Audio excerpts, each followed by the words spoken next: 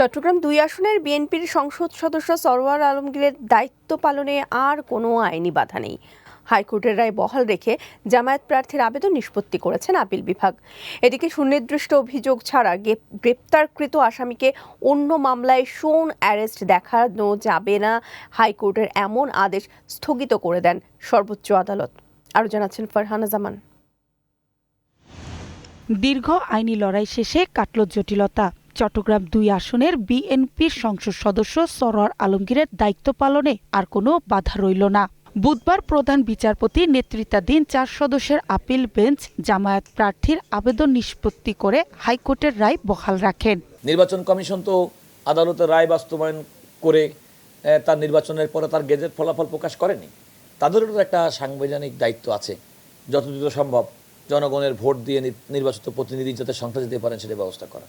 তো নির্বাচন কমিশন যথাযথভাবেই তার দায়িত্ব পালন করার মধ্যে কিন্তু আইনি কোনো ব্যত্যয় ঘটেনি, কারণ আইনের মধ্যে এমন কোনো পেরিফেরি কখনো নাই যে আজকে কোনো কারণে রায় দিলে কিংবা আদেশ দিলে আপনি পরবর্তী একদিন পর্যন্ত অপেক্ষা করতে হবে। আইন তার নিজস্ব গতিতে চলবে। তবে আইনি লড়াই এখনো থামছে না বলে জানিয়েছেন জামায়াত প্রার্থীর আইনজীবী। বৃহস্পতিবার হাইকোর্টের রায়ের বিরুদ্ধে উচ্চ আদালতে আপিল করবেন বলে জানান তিনি। আদেশ সই স্বাক্ষরই হয়নি, টাইপই হয়নি। এই অবস্থায় আমরা যেন পরবর্তীতে উচ্চ আদালতে যেতে না পারি, এই ধরনের একটি টেকনিককে অবলম্বন করা হয়েছে।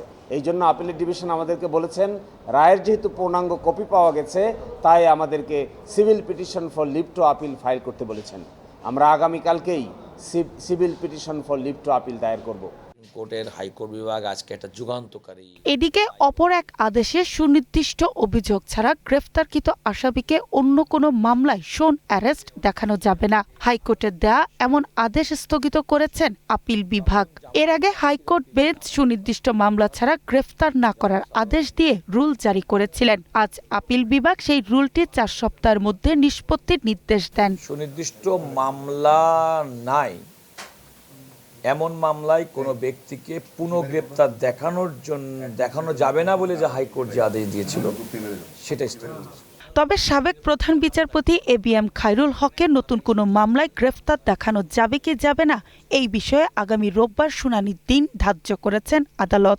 সাবেক প্রধান বিচারপতি জনাব এবিএম খায়রুল হক সাহেবের মামলাটি ছিল, তার পক্ষের আইনজীবী বললেন যে আমরা এটা ভিন্নভাবে শুনানি করতে চাই। ফারহানা জামান, গ্রিন নিউজ, ঢাকা।